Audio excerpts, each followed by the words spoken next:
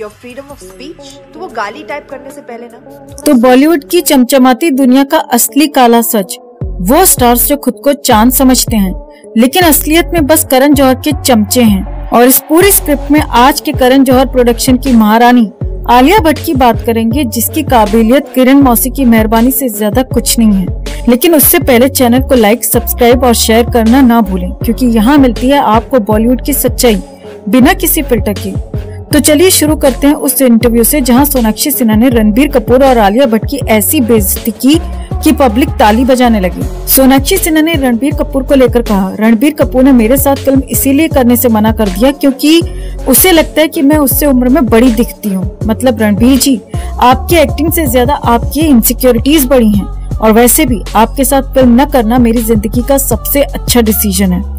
लेकिन असली मजा तब आया जब उन्होंने बताया कि वो उम्र में उनसे 6 साल छोटी हैं। और उसके बाद सोनाक्षी ने किरण मौसी की लाडली आलिया भट्ट पर भी सीधा वार कर दिया। उन्होंने कहा, आलिया के पास वो चीज है जो मेरे पास कभी नहीं थी, करण जौहर, और अगर किरण मौसी का हाथ उसके सिर से हट जाए तो आलिया भट्ट का करियर चाय के कप जितना पतला हो जाएगा। यहाँ आपको याद दिला दे कि किस तरह से आलिया भट्ट ने कॉफी विद करण शो में सुशांत सिंह राजपूत का मजाक उड़ाया था। करण जौहर के इस शो में आलिया ने अपनी ओवर एक्टिंग वाले एक्सप्रेशंस और नकली हंसी के साथ सुशांत को नीचा दिखाने की कोशिश की थी। वही सुशांत जो बिना किसी गॉडफादर के बॉलीवुड में अपनी पहचान बनाने आया था। लेकिन किरण मौसी और उसकी प्रोडक्ट आलिया भट्ट के लिए टैलेंट कोई मायने नहीं रखता, बस नेपोटिज्म का झंडा ऊंचा रखना जरूरी है इनके लिए। आगे सोनाक्षी ने ये कहा, आलिया के पास न तो खास टैलेंट है न एक्टिंग की गहराई, उसके पास है सिर्फ किरण मौसी का प्रोडक्शन हाउस और मीडिया का प्रोपेगेंडा। अगर करण जौहर का वाईफाई कनेक्शन आलिया से कट जाए तो उसका करियर भी नेटवर्क एरर में चला जाएगा। और ये बात बॉलीवुड के कई बड़े नाम कह चुके हैं। यहाँ तक कि ऐश्वर्या राय ने भी कहा था कि आलिया भट्ट के करियर की नींव करण जौहर ने बनाई है। अब आलिया भट्ट की इस पोल खोल के बाद सवाल उठता है कि क्या आलिया सच में टैलेंटेड है या फिर वो सिर्फ और सिर्फ करण जौहर की डमी है। आपको क्या लगता है? कमेंट में इसे लेकर आप भी अपनी बात, अपनी राय जरूर रखें और वीडियो को ज्यादा से ज्यादा लाइक और शेयर कर अपना प्यार और सपोर्ट भी जरूर दिखाएं। 14 जून 2020 के दिन ने पूरी दुनिया को झकझोर के रख दिया। इस दिन एक प्रतिभाशाली एक्टर, अपने दम पर बॉलीवुड में आगे बढ़ रहा सितारा हमेशा हमेशा के लिए अस्त हो गया। अचानक 14 जून की सुबह सुशांत के जाने की खबर आई और सुशांत के जाने के साथ ही बॉलीवुड या कहें कि बॉलीवुड का गंदा नंगा सच भी सामने आ गया। सच्चाई सामने आई ग्रुपिज्म की, नेपोटिज्म की, कैंपिज्म की और किसी को सोशल सर्कल में अकेला छोड़ देने की। बावजूद इसके कि वो बहुत टैलेंटेड है, आपकी इंडस्ट्री में बहुत अच्छी फिल्मों में काम कर चुका है, लेकिन अगर वो आउटसाइडर है, टीवी से आया है, तो हर मुमकिन कोशिश करो उसे रोकने की, उसे तोड़ने की, उसे बार बार बर्बाद करने की, जो कि इस गटरवुड ने सुशांत के साथ किया।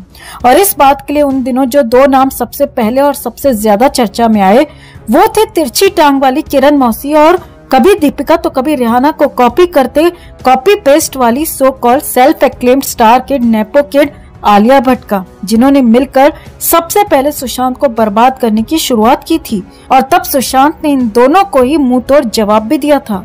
तो आखिर ऐसा क्या किया था किरण मौसी और कॉपी कैट आलिया भट्ट ने? कैसे सुशांत ने दोनों को कर दिया था शर्मिंदा? आपको दिखाते हैं, बताते हैं सब। आप भी इस खबर को ज्यादा से ज्यादा लाइक और शेयर कर अपना प्यार और सपोर्ट दिखाएं और कमेंट में इसे लेकर आप भी अपनी बात, अपनी राय जरूर रखें। चैनल के साथ जुड़कर चैनल को सब्सक्राइब कर हमारी आवाज बने। तो सुशांत के जाने के बाद ऐसी खबर आई थी जिससे पता चला कि सुशांत सिंह राजपूत को न सिर्फ अकेला छोड़ा गया था, न सिर्फ उन्हें बड़े बैनर्स ने फिल्में देना बंद कर दी थी, बल्कि जो फिल्में ऑलरेडी चल रही थी उन फिल्मों को रुकवाने की, देरी करवाने की और उस प्रोजेक्ट को बंद करवाने की भी भरपूर कोशिश की गई थी।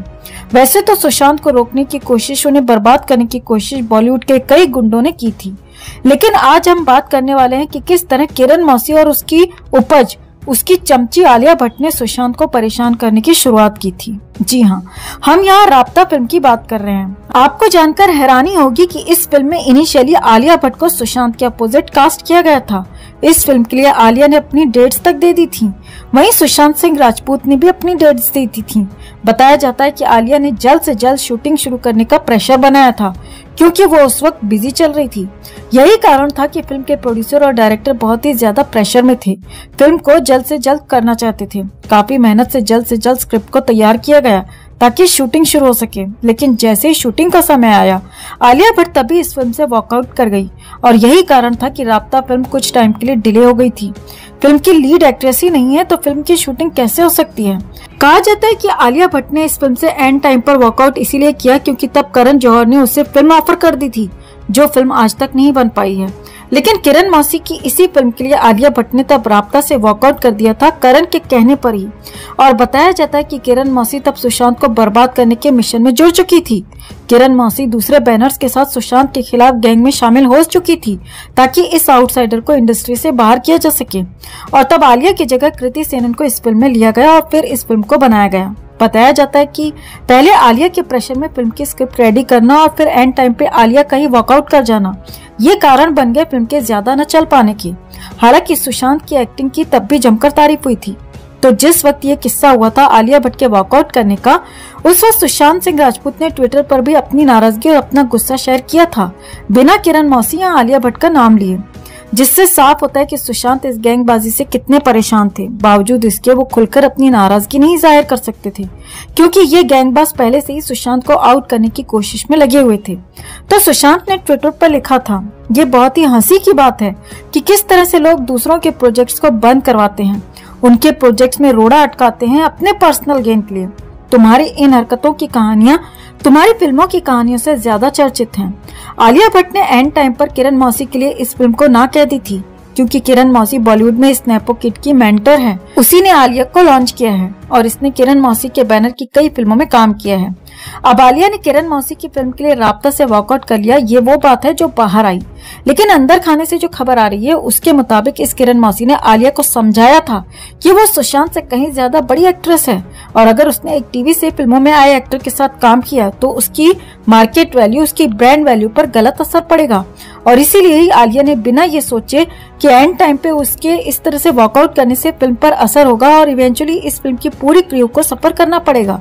और सबसे ज्यादा जिस पर इसका नेगेटिव इम्पैक्ट होगा वो सुशांत सिंह राजपूत, जो कि इस फिल्म के हीरो थे और अपनी कड़ी मेहनत से इस ruled by nepo kids industry में अपनी जगह बनाने की कोशिश कर रहे थे। तो सुशांत सिंह राजपूत के जाने के बाद बॉलीवुड की काली घिनौनी सच्चाई सामने आई कि एक टैलेंटेड आउटसाइडर को यहाँ डुबाने के लिए, बर्बाद करने के लिए कितने फंडे अपनाए जाते हैं, कितने घिनौने हथकंडे अपनाए जाते हैं। तो सुशांत के खिलाफ किरण मौसी और कॉपीकैट आलिया की इस गंदी साजिश पर आप क्या कहना चाहेंगे? कमेंट में से लेकर आप भी अपनी बात, अपनी राय जरूर रखें और वीडियो को ज्यादा से ज्यादा लाइक और शेयर कर अपना प्यार और सपोर्ट भी जरूर दिखाएं। तो सुशांत सिंह राजपूत ने 14 जून 2020 को इस दुनिया को अलविदा कह दिया था। उन्हें गए 4 साल होने वाले हैं, लेकिन उनके फैंस आज भी उन्हें याद कर रोते हैं। अब हाल ही में सुशांत के एक बेहद करीबी ने